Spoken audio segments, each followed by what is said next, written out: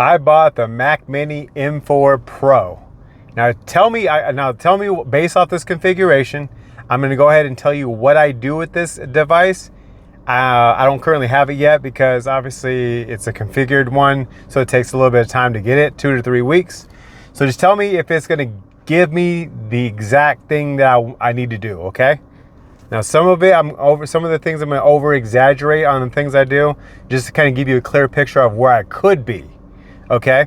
We'll start with what I got. So I got the M4 Pro, which is, it already comes with the 12 core CPU, 16 core CPU, 24 gigabytes of unified memory, and 512 SSD. Let's go ahead and take a look at that real quick, and we're gonna customize it. So I did upgrade from the base model 12 core CPU, 16 core CPU, 16 core neural engine. I did upgrade that, and I moved it down to the $200 more, which is the Apple M4 chip with 14 core CPU, 24 core CPU, and 16 core neural engine. Now when I say that, I just realized that just bumped me up on the cores by 2 on one and then 4 on the other, which I don't know why there's 2 of them. I don't understand how that works, but and then for some reason they have the same exact neural engine. I feel like they should get more neural engine if that's possible. I don't know. I don't know much about computers. I just know what I got.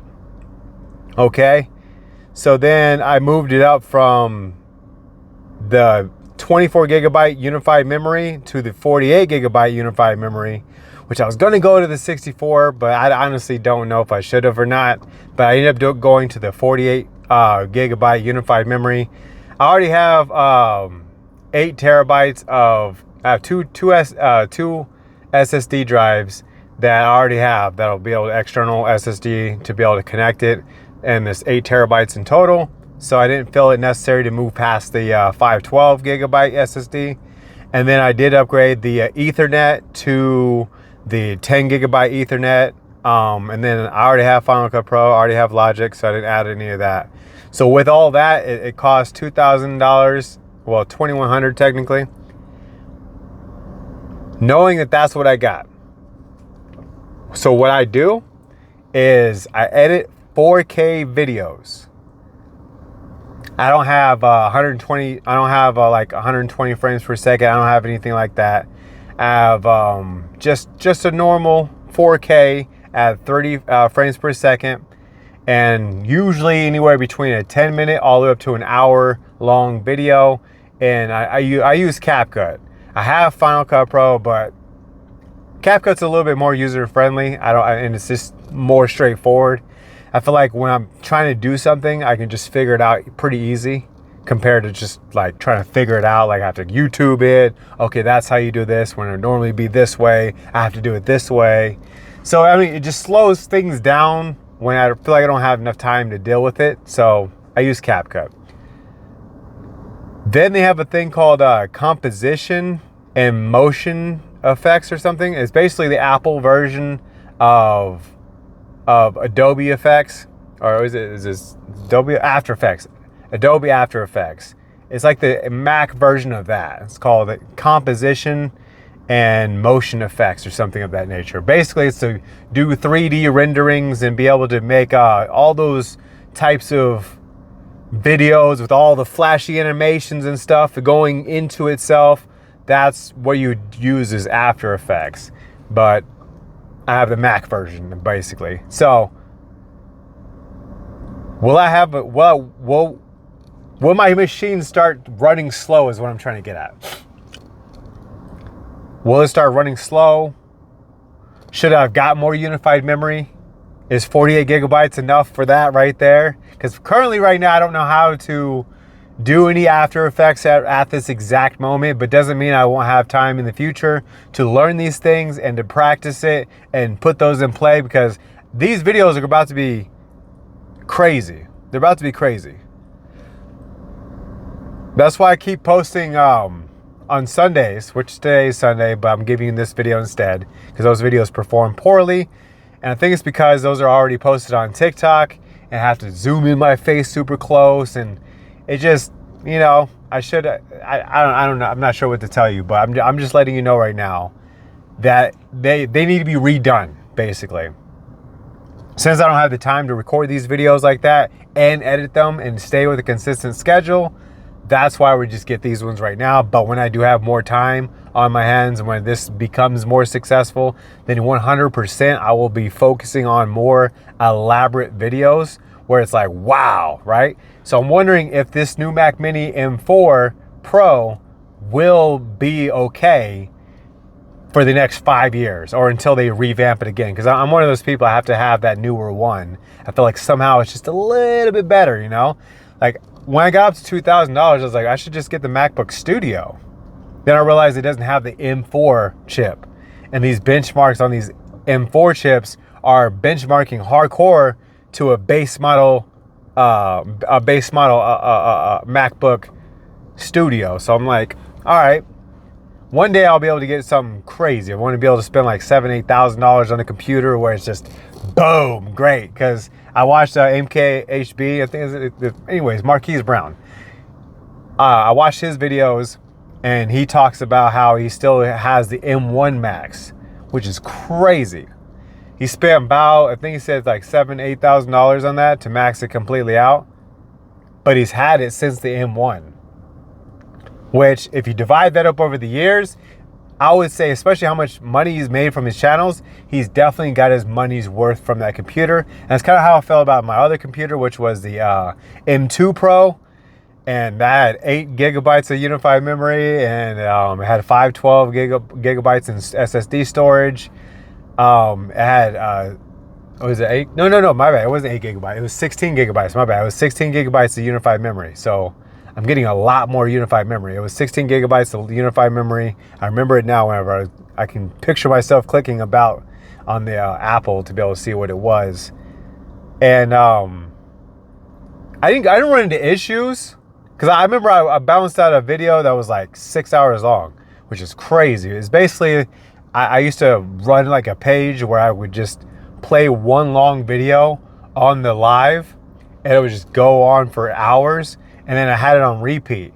So I wanted you to be able to watch it all the way through. Obviously, no one watched it all the way through by themselves. It was ASMR. So you come in through certain times, you just think, wow, this person's still live, you know? TikTok didn't ever like suppress that type of content at that time. Now they really do because they want you to be on live. But during that time, you could just put out a recording like that and just kind of do it, be all good. The issue with that was the file was so big. That's actually what made me buy the first SSD, was because the file was too big for the actual computer to run efficiently, and I didn't have to. I was going to start having to delete things. There was like 80 gigs out of that, and I already had what I chopped it up. In the session itself, I didn't. At this time, I didn't know that when you saved a project on CapCut, that this is gigs, like. Lots and lots and lots and lots of gigs. You're running out of storage pretty quickly. So you have to like clear the cache and delete all those projects or save it on their cloud. I don't feel like paying for their cloud, so you'd have to save it on their cloud. So I wouldn't run into any issues where it was like running super hot.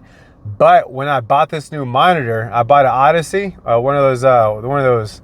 It's 55 inches. It's a curved monitor. It's a 55-inch screen curved monitor by Samsung. Beauty, bro. It's amazing. And when I run that at 240 frames per second on this computer, it does it.